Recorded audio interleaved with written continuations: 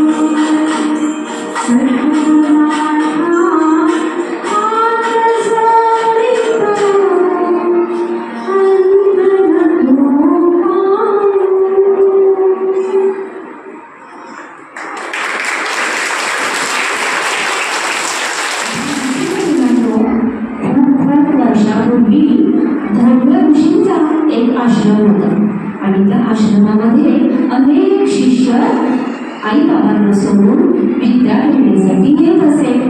त्या सगळ्या विद्यार्थ्यांना प्रार्थना श्लोक शिकवण्याचा काम गुरुदेव करत असत. गुरुदेव त्यांना अनेक श्लोक शिकवत असत. गुरुदेव म्हणत, मुलांना माझ्या मागे तुम्ही आता श्लोक म्हणूया. चला हात घाला.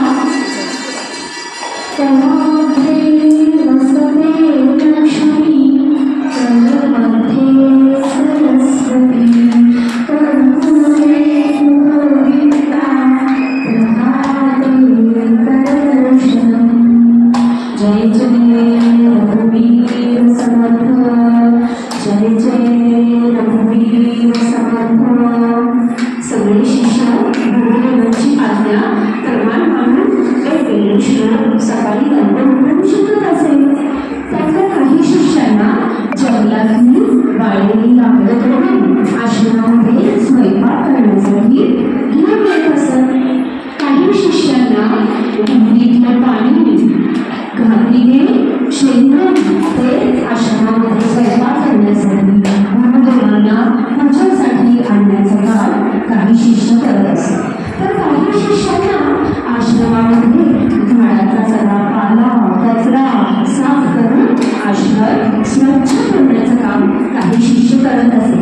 तर काही शिष्य गुरुदेवांना पूजेसाठी झाडाची वेलीची वेगवेगळी फुले कर्दीमध्ये भरून गुरुदेवांकडे आणत असे. त्यांना फुलं आणण्याचं काम असे. तर काही शिष्यांना आपल्या सगळ्या मित्रांसाठी सगळ्यांना चुलीवर जेवण सुद्धा बनवायचं काम असेल.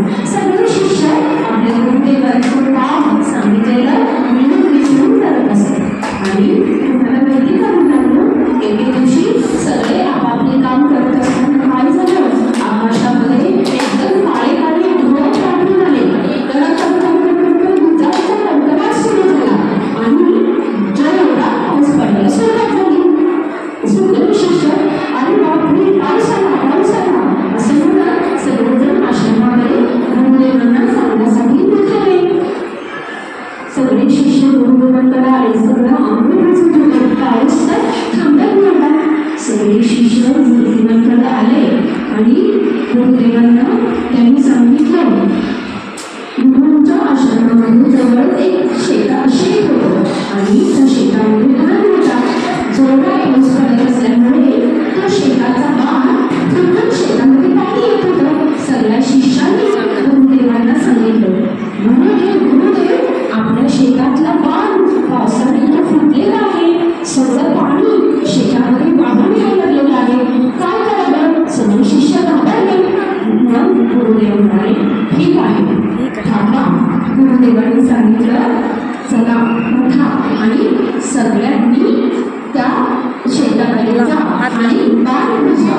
गुरुदेवांनी सगळ्या शिष्यांना सांगितलं, उठा आणि बाण बुजवण्यासाठी सगळेजण शेताकडे जा.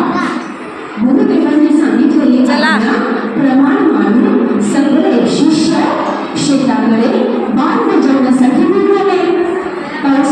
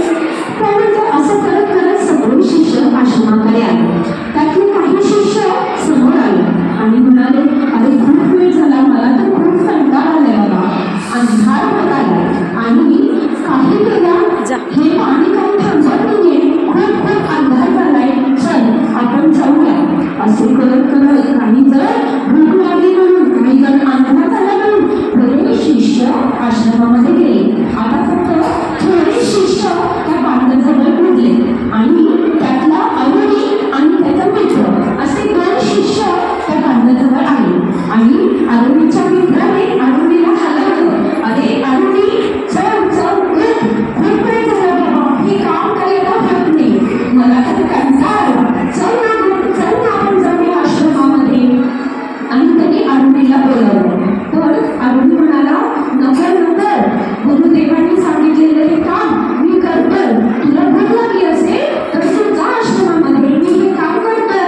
आणि तो शिष्य सुद्धा अरुणीला एकटा ठेवून आश्रमामध्ये निघून गेला आणि सगळे मित्र गेले. तरी बघा पाहता एकटा अरुणी, त्यांचा मित्र, त्याचं नाव होतं अरुणी, तर त्याचं काम चालूच ठेवलं. दगड घेतले, मागे घेतली आणि बाण बुजवण्याचं काम एकट्याने सुरू ठेवलं.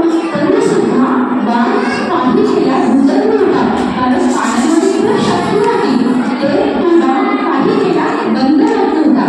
तर अरुणी शेवटी काय केलं, अरुणीने स्वतः जिथे बाण फुटला होता या बांधाजवळ तो एकटा पाठ धरून तो बसून राहिला की जेणेकरून शेतामध्ये पाणी येणार ते थांबेल असं त्याला वाटलं. आणि गुरुदेवांची प्रार्थना करत तो त्या बांधाजवळ बसून राहिला. आणि असं करता करता मध्यरात्र झाली, पाऊस कडा भिजत होत होत्या, मुसळधार पाऊस सगळीकडे पडत होता. आणि तरी सुद्धा अरुणी त्या बांधाजवळ एकटा थंडगार पावसामध्ये बसून राहिला. त्याचा आपलं सगळं थंडगार पडलं होतं. असं करता सकाळ झाली, पहाट झाली आणि सगळे शिष्य अरुणीला शोधायला निघाले आणि गुरुदेवांकडे आले. आणि गुरुदेवांना म्हणाले, सगळे शिष्य गुरुदेवांकडे आले आणि गुरुदेवांना म्हणाले, गुरुदेव आपला अरुणी कुठेच दिसत नाहीये आश्रमामध्ये, गुरुदेव आपला अरुणी आश्रमामध्ये कुठेच दिसत नाहीये.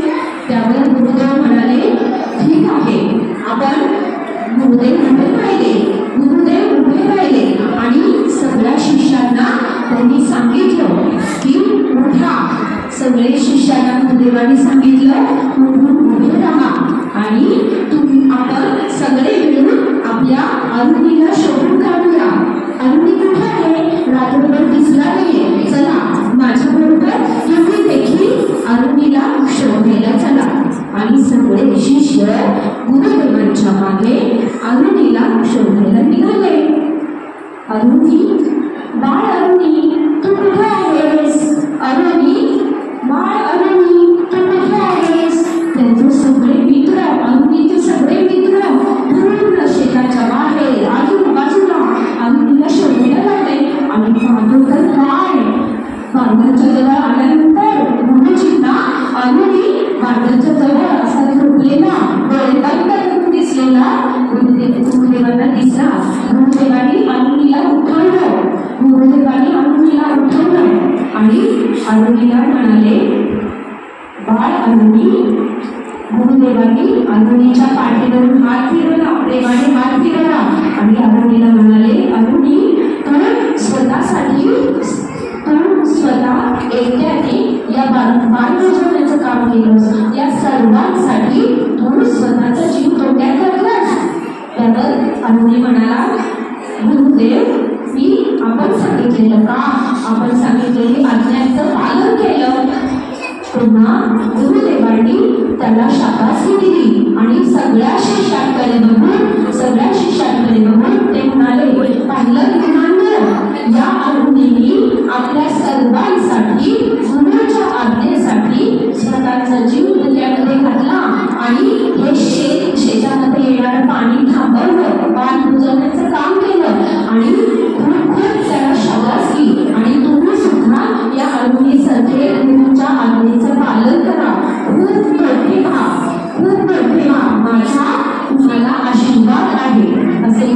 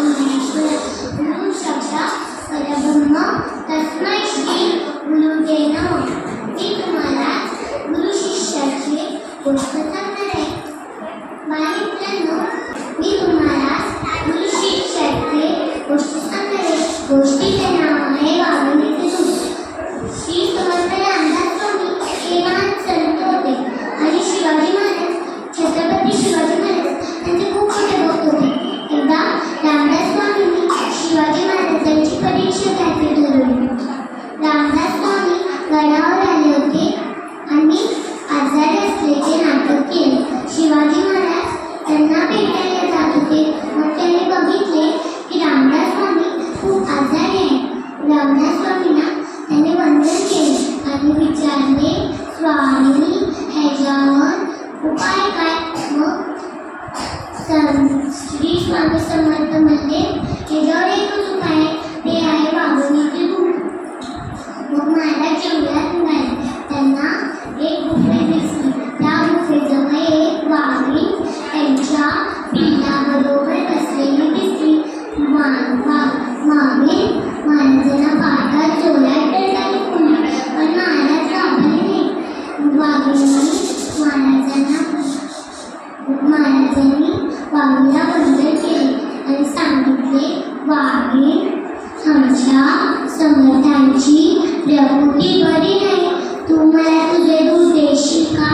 वाघिणीने त्यांचा नम्रपणा पाहून तिचे दूध महाराजांना दिले. महाराज दूध घेऊन समर्थांकडे आले आणि आपले दूध समर्थांना दिले आणि सगळ्या शिष्यांना बोलवले आणि सांगितले, जो गुरुचरणाचे पालन करतो, त्याचा मान ठेवतो, तोच या जीवनात यशस्वी राहतो. बालमित्रांनो, आम्ही या गोष्टीतून एक शिकतो, जो गुरुचरणाचे निष्ठेने पालन केले तो त्या जीवनात यशस्वी राहील. धन्यवाद. माझे नाव अन्वी मणिकर्णन अक्कलकोटे.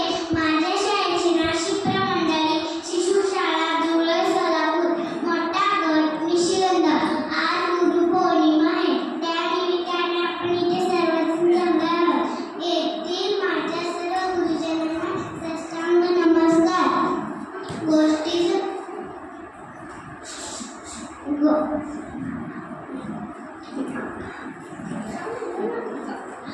गोष्टीचं नाव आहे गुरु द्रोणाचार्य व त्यांचे शिष्य एकलव्य. ही गोष्ट महाभारतातली आहे मुलांनो. एक जंगल होता. त्या जंगलात गुरु द्रोणाचार्य व त्यांचे शिष्य जात होते. गौरव आणि पांडव जाता जाता त्यांच्याकडे अचानक कुत्रा आला. त्या सगळ्या मंडळींकडे बघून जोरात भुंकायला लागला. त्याच्याकडे कोणी लक्ष दिलं नाही, कारण तो कुत्राच असतो. मग थोड्या वेळाने तिकडून सर सर सर बाण आले. ते बाण कुत्र्याच्या तोंडात घुसले. मग कुत्र्याचं तोंड बंद झालं, भुंकणं बंद झालं. मग गुरु द्रोणाचार्य जवळ आले आणि हळूहळू बाण काढायला सुरुवात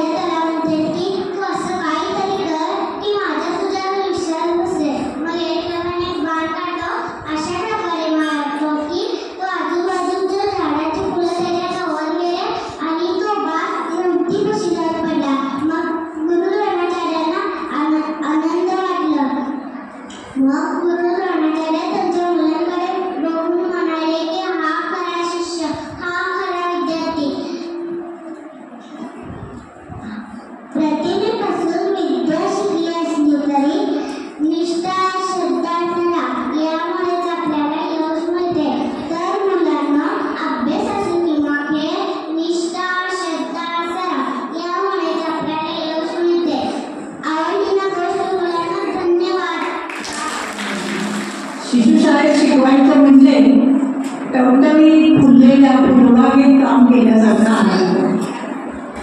तुमच्याबरोबर काम करताना आम्हाला अगदी देव भेटण्याचा आनंद होतो. खूप छान वाटतं.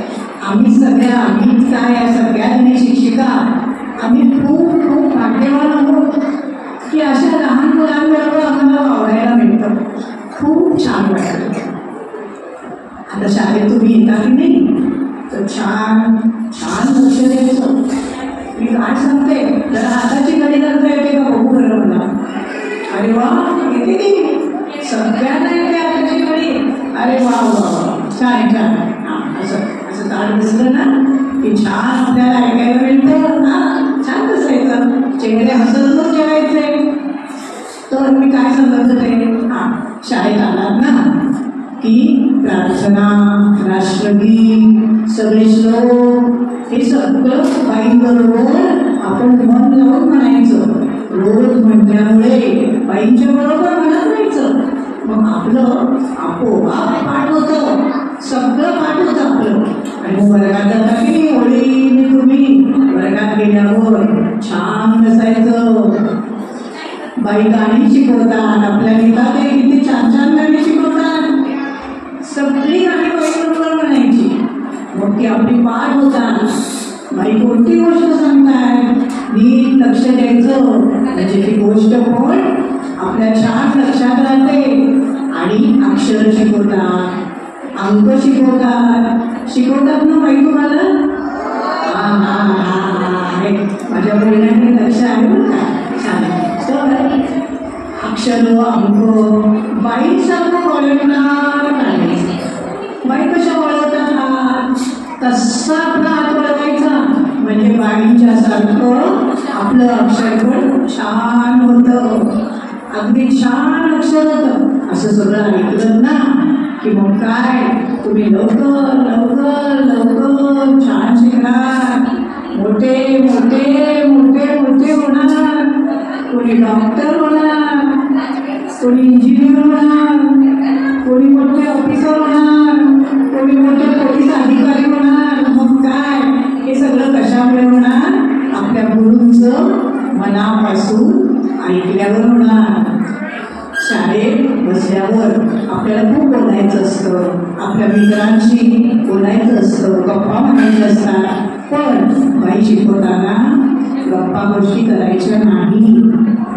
मधली सुट्टी असते. शाळा सुटल्यावर थोडा वेळ असतो तेव्हा आपल्या मित्रांशी बोलायचं आणि सगळं लक्ष देऊन छान ऐकायचं.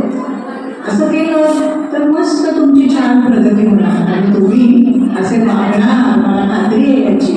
कारण का शिक्षण प्रसारक मंडळी शिशुशाळेचे आपण विद्यार्थी आहोत तेव्हा आपण निश्चितच छान वागणार. आता शाळा सुटल्यावर घरी गेला घरी गेला की आईला काय करायचं शाळेतल्या सगळ्या गोष्टी आईला सांगायच्या.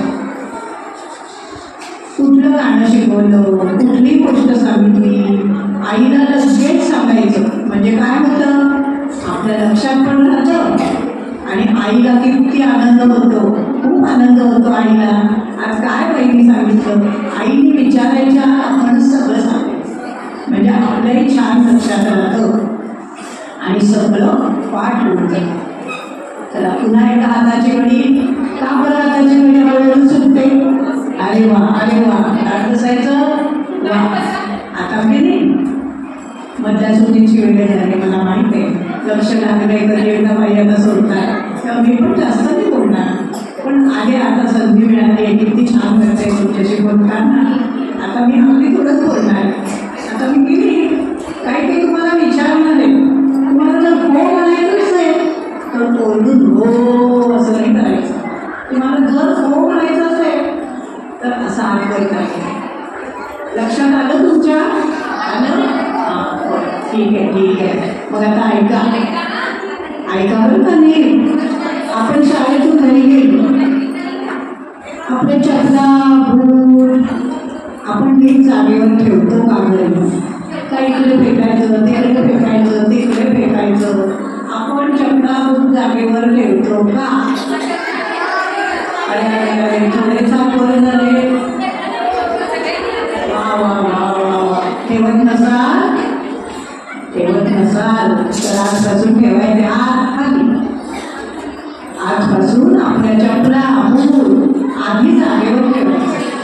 आईने म्हटलं पाहिजे वा किती छान असं आईने म्हटलं पाहिजे आपल्याला.